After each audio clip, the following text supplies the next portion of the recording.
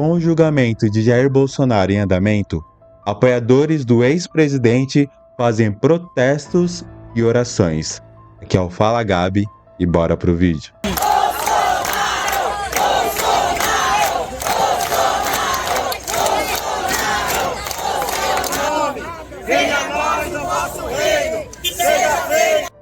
Ai, gente, aí é demais, né, pô? Vou colocar aqui, ó. O cartazinho do ex-presidente é chongo, mano. A vossa vontade, assim na terra como no céu. O pão nosso de cada dia nos dai hoje. Perdoai as nossas ofensas, assim como nós perdoamos a quem nos tem ofendido. E não nos deixeis. Gente, esse cara aqui não parece o Silas Malafaia? O Silas Malafaia que não virou pastor. Cair em tentação, mas livrai-nos do mal. Na prisão, Lula eu quero na prisão. Lula eu quero na prisão.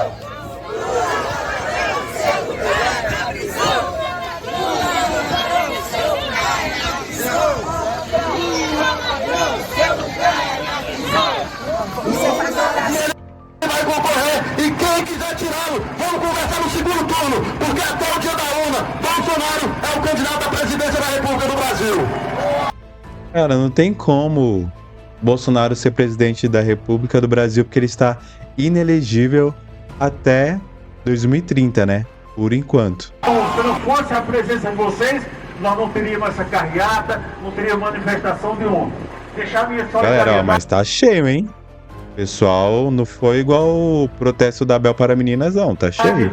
Ao presidente Bolsonaro, a Michele, a sua criança Laura, que estão violentados. Imagine você estar na intimidade da sua casa com a sua mulher, de repente o policial toca a campainha dizendo: olha, agora é hora de eu entrar, dá uma olhadinha no seu quintal. Isso é um absurdo. Começa no dia 2. É um julgamento que já está escrito desde quando o processo começou. A gente já sabe qual é o desfecho do julgamento. E vamos ver o que o canal UOL, que é um canal muito imparcial, né? Eles são bem imparciais. Vamos ver o que eles dizem sobre tudo isso que está acontecendo com o Jair Bolsonaro. O Brasil dá ao mundo, mas acho que o primeiro exemplo é até mesmo aqui para o nosso país, né? O Raquel, a gente olhando do ponto de vista, inclusive, da sociedade brasileira, o que significa esse julgamento histórico? Que lição isso vai trazer à democracia brasileira? Fabíola, é um momento muito especial da nossa democracia, né? O Brasil tem um histórico de quarteladas, um histórico de ameaças democráticas. Às vezes a gente está acostumado muito a ver o nosso dia a dia e a gente não para olhar o fio, né, ao longo do tempo. Nós estamos num longo período de idas e vindas e apesar dos pesares, apesar das sacudidas, de estabilidade democrática. Mas nós vivemos uma... Ai, nossa, gente, ai, a gente aqui, nós estamos numa estabilidade democrática. Meu, eles querem transmitir uma paz, assim, uma serenidade, uma doçura. Mas no fundo não é assim. A gente sabe que não é assim. Ditadura muito longa e antes dela, várias outras ditaduras, vários períodos de ditaduras, de ameaças, de golpes. E é a primeira vez onde um golpe de Estado fracassa, e não só fracassa, como os responsáveis por essa tentativa de golpe, por essa tentativa de romper com a nossa democracia, são investigados, julgados e vão ser, o que tudo indica, né, as provas estão todas aí, condenados. E seja por... Lembrando que provas não quer dizer nada, porque teve um tal de presidente aí que roubou, fez o que fez e tinha provas, foi preso, saiu e é presidente. Então, provas quer dizer alguma coisa? Por pura incompetência daqueles que tentaram o golpe, eles não souberam levar ali o processo, né? A gente vê que o processo está eivado de incompetências daqueles que levaram tentaram levar esse golpe adiante. Algumas Alguns desses episódios chegam a ser até mambembes, chegam a ser até caricatos. Não conseguiram o apoio das Forças Armadas, não conseguiram se organizar, graças a Deus. Mas, aos trancos e barrancos, ali o Brasil está concluindo esse processo, né, de levar à justiça, de investigar, julgar, condenar e realmente levar esse processo adiante. Então, isso é um marco muitíssimo importante para a nossa democracia. Então, de você conseguir normalizar esse processo democrático, de você conseguir mostrar aos militares, e aí eu acho que é uma parcela dos militares, de que o militar fica na caserna e ele cumpre o dever de proteger o Brasil daqui para o Brasil como país daqui para fora, e não de garantir de que quem faz a democracia somos nós, os brasileiros, e não os militares. E aí é preciso uma nota de que parte desse mundo militar, sim, foi fiel à democracia brasileira neste momento, e parte não. Então está sendo mostrado isso de uma forma muito clara. Você vê, né, como eles são bem inconvenientes.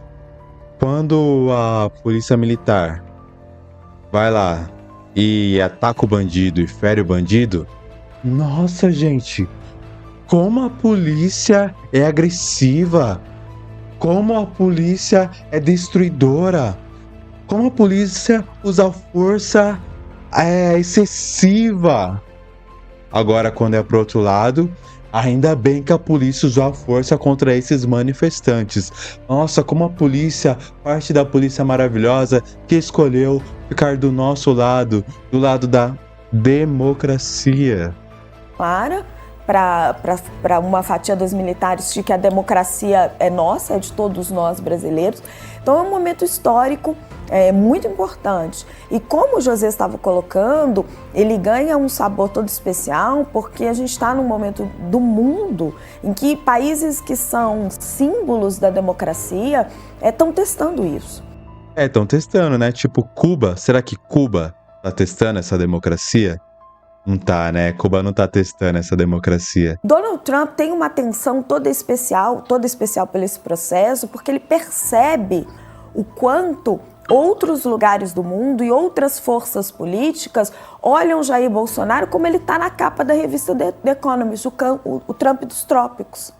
Os Estados Unidos não foi capaz de punir Donald Trump por tudo que aconteceu no Capitólio, porque faltam instrumentos na Constituição americana, que é tão simples, tão limpa, tão bonita, tão...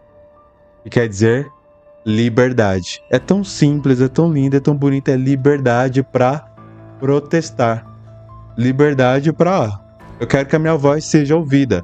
Esse negócio aí de liberdade, né? Realmente. Estados Unidos peca muito com isso. Democrática, mas faltou instrumentos para salvaguardar a democracia americana de Donald Trump.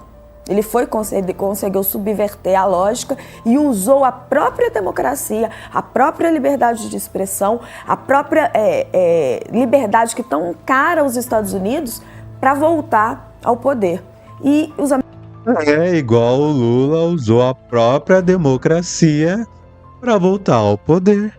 Os americanos de alguma forma percebem isso. Já o Brasil tem instrumentos para punir Jair Bolsonaro, que seja uma... Quais serão esses instrumentos?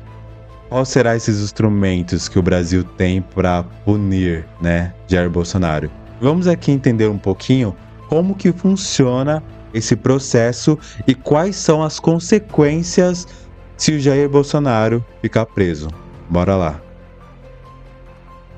A tentativa de golpe, Bolsonaro pode ficar ainda mais tempo sem poder disputar a eleição? A resposta é sim. Ele, que já está inelegível até 2030, pode acumular uma segunda condenação.